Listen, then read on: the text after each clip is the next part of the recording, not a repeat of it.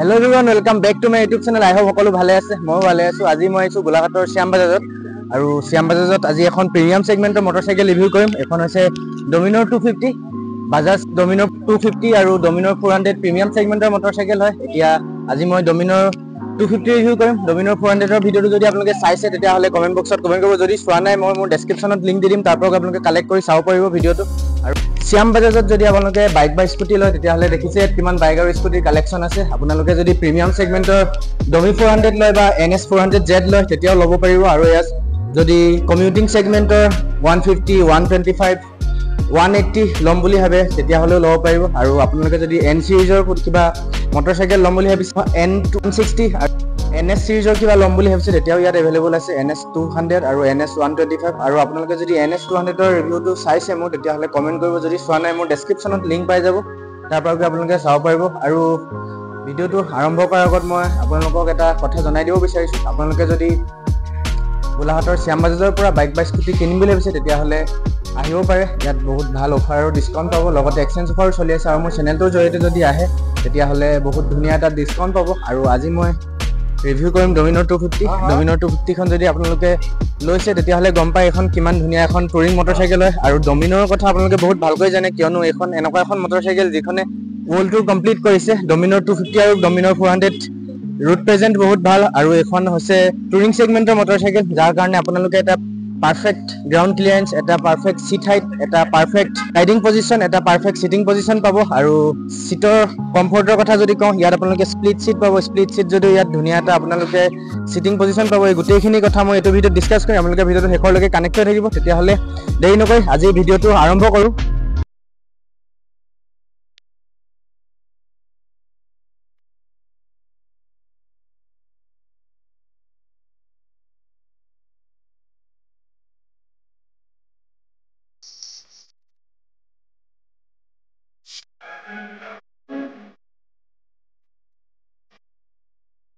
আজি মোৰ লগত আছে 2025 ৰ ডমিনৰ 250 আৰু কালাৰ টিউনটো আপোনালোকে দেখিছে গ্ৰে আৰু মেট ব্লেকত আছে আৰু আপোনালোকে যদি লম বুলি ভাবিছে তেতিয়া হলে ল'ব পাৰে বহুত ধুনীয়া এখন কমিউটিং সেগমেন্ট আৰু টুৰিং সেগমেন্টৰ মটৰসাইকেল আৰু ইঞ্জিন স্পেসিফিকেশনটো আগৰ ধৰণে আছে ইঞ্জিন স্পেসিফিকেশনটোত কোনো ধৰণৰ চেঞ্জেছ নাই কৰা 248.77 সিসি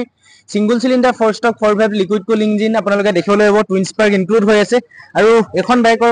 ইঞ্জিন স্পেসিফিকেশনক লৈ পেলাই কোনো ধৰণৰ মই বেলেগকে বুজাবলগীয়া কোনো কথা আহি নপৰে মই ভাবো কিয়নো এখন বাইকৰ কথা আপোনালোকে বহুত ভালকৈ জানে বাজাজৰ এখন প্ৰিমিয়াম সেগমেন্টৰ মটৰসাইকেল হয় তাৰ পিছত এখন বাইকত মেক্স পাৱাৰ পাব 27 PS ত 8500 rpm আৰু মেক্স টৰ্ক হৈছে এখন বাইকৰ 23.5 নিউটন মিটাৰ 6500 rpm আৰু এখন বাইকত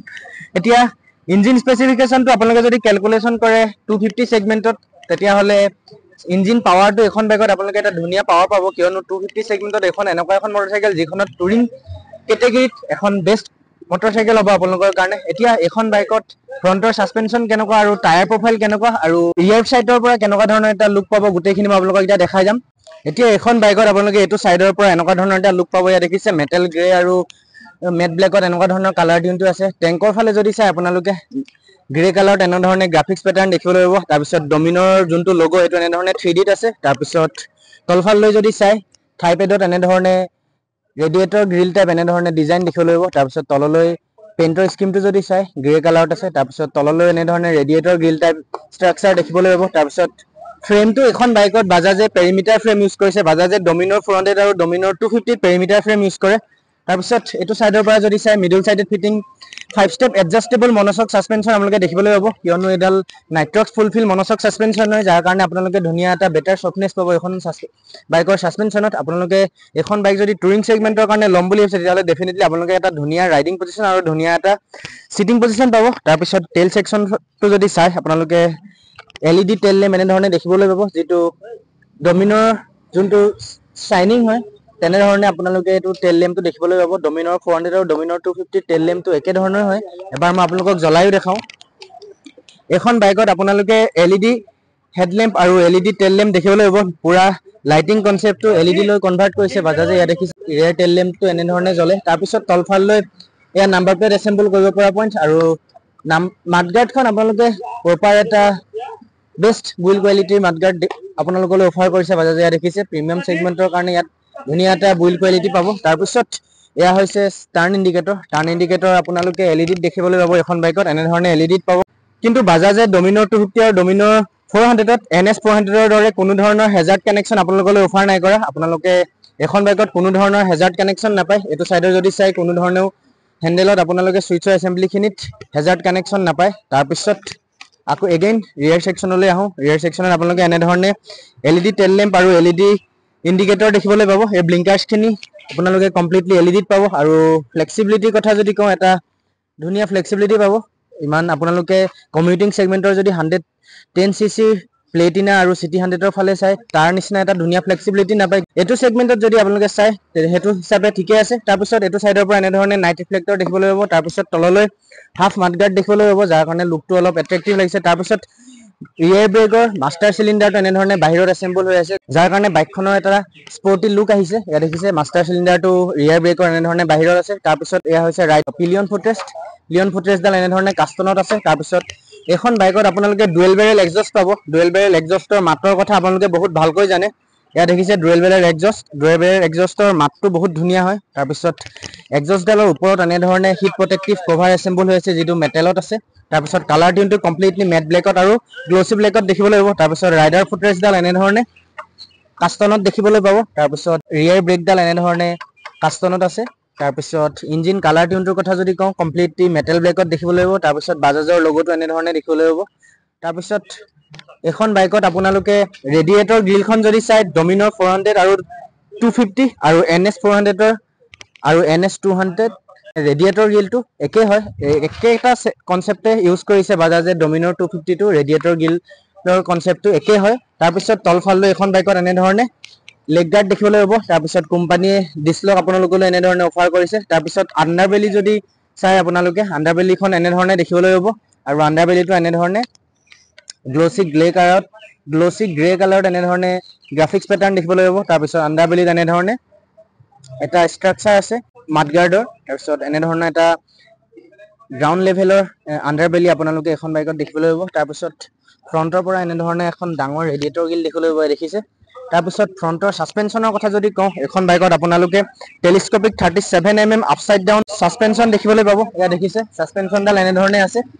তাৰ পিছত এখন বাইকত আপোনালোকে যদি ক্যালকুলেশন কৰে 250 সেগমেন্টৰ বেলেগ ব্ৰ্যান্ডৰ বাইকৰ লগত তেতিয়া এখন বাইকৰ সাসপেনশনডালত আপোনালোকে এটা বেটাৰ ষ্টিফনেস আৰু বেটাৰ সফটনেস পাব কিয়নো এখন বাইকত 37mm USD সাসপেনশন আপোনালোকলৈ অফাৰ কৰিছে বাজাজে তাৰ পিছত ফ্ৰণ্টৰ মাডগাৰ্ডখন যদি চাই আপোনালোকে ডুৱেল কালাৰ টিউনত দেখিবলৈ পাব গ্লসি ব্লেক আৰু মেট ব্লেকৰ এনেধৰণে কম্বিনেশ্যন আছে তাৰ পিছত ফ্ৰণ্টত আপোনালোকে ABS দেখিবলৈ পাব আৰু বাইবাৰ ব্ৰেক কেলিপাৰ এখন বাইকত ইউজ কৰিছে দেখিছে বাইবাৰ ব্ৰেক কেলিপাৰ এনেধৰণে ইউজ কৰিছে বাইবাৰ ব্ৰেক কেলিপাৰৰ ব্ৰেকিং বাইটৰ কথা আপোনালোকে বহুত ভালকৈ জানে আৰু মই এটা ভিডিঅ'ত কভাৰ কৰিছিলো ডমিনৰ 400 আৰু NS 400ৰ তাত আপোনালোকে যদি বাইবাৰ ব্ৰেক কেলিপাৰৰ ডিসকাশনখিনি চাইছে তেতিয়াহলে মোক কমেন্ট বক্সত কমেন্ট কৰিব যদি চোৱা নাই মই লিংক দি দিম ডেসক্ৰিপচনত তাৰ পৰা আপোনালোকে চাব পাৰিব আৰু এখন বাইকৰ ফ্ৰণ্টত আপোনালোকে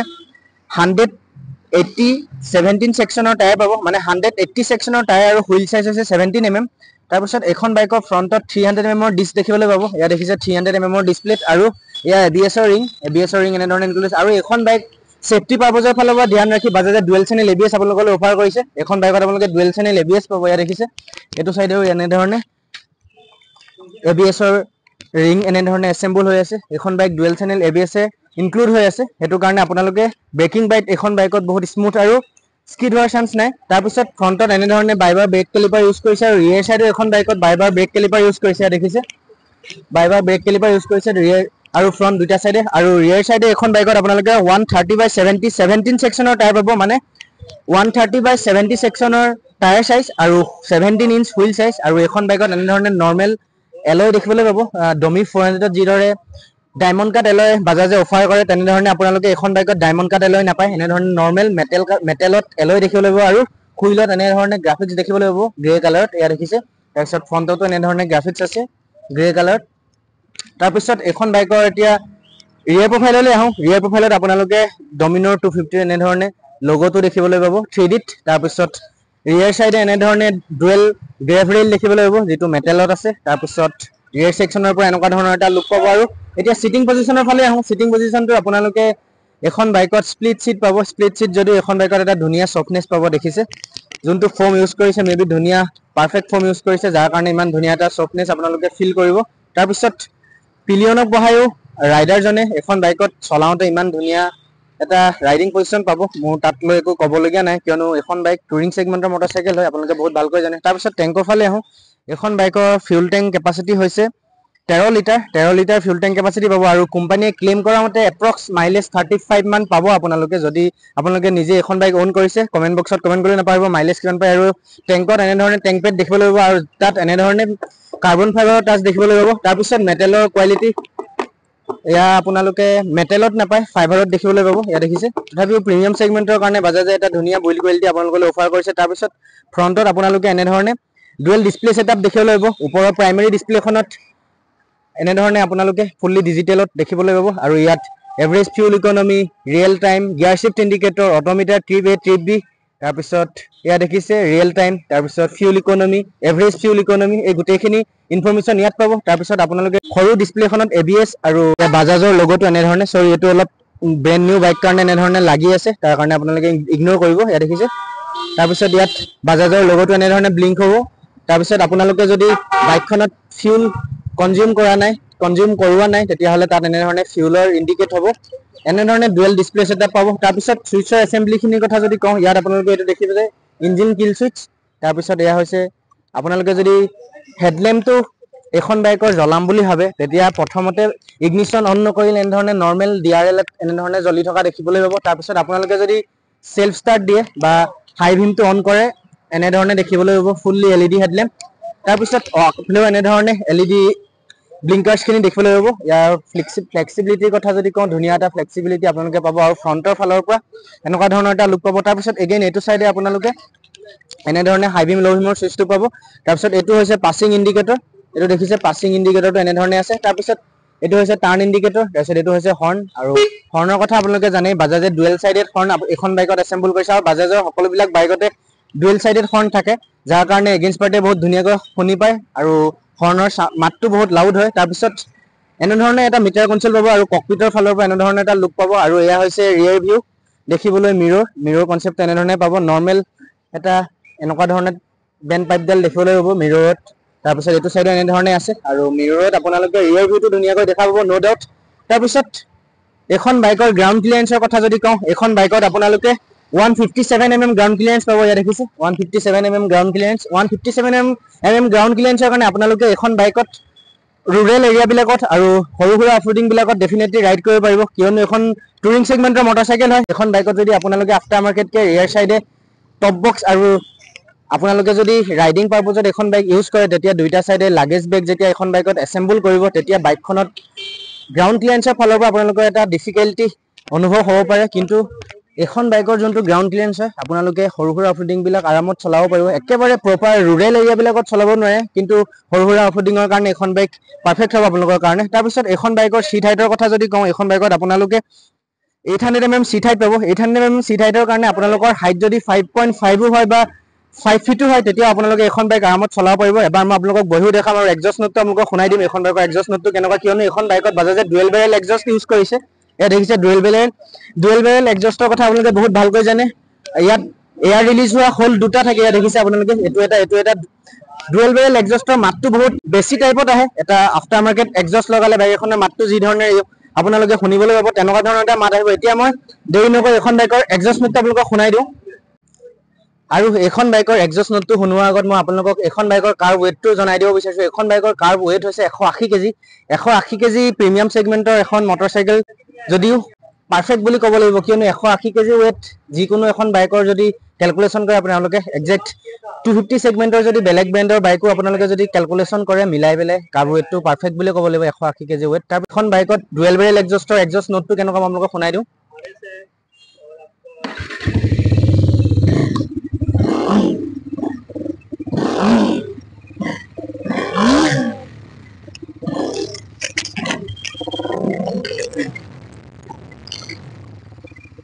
ডুৱেল বেৰেল এক্সজষ্টৰ মাতটো আপোনালোকে এটা ডিফাৰেণ্ট টাইপত শুনিবলৈ পাব, কিয়নো ডুৱেল বেৰেল এক্সজষ্টত এয়াৰ ৰিলিজ হোৱা হোল দুটা থাকে, আৰু তাৰ কাৰণে মাতটো অলপ বেছি টিউনত আপোনালোকে শুনিবলৈ পাব। তাৰপিছত এখন বাইকত টায়াৰ প্ৰফাইল, ৰিয়াৰ ছাছপেনশ্যন, ফ্ৰণ্ট ছাছপেনশ্যন, আৰু ফ্ৰণ্টৰ ডিজিটেল মিটাৰ আৰু ব্ৰেকিং বাইট গোটেইখিনি কথা মই ডিছকাছ কৰিলোঁ আপোনালোকৰ লগত। আই হোপ আপোনালোকে মোৰ ভিডিঅ'টো চাই ভাল পালে চাগে। যদি ভাল পালে ভিডিঅ'টো লাইক কৰিব, কমেণ্ট কৰিব, শ্বেয়াৰ কৰি নাপাহৰিব। লগতে মোৰ চেনেলটোলৈ যদি নতুনকৈ আহিছে তেতিয়াহ'লে মোৰ চেনেলটো ছাবস্ক্ৰাইব কৰি থৈ যাবলৈ নাপাহৰিব। তেতিয়াহ'লে আকৌ লগ পাম কোনোবা এটা ভিডিঅ'ত, কোনোবা এখন বাইক বা স্কুটিৰ সৈতে। Ride safe, ride hard, bye বাই।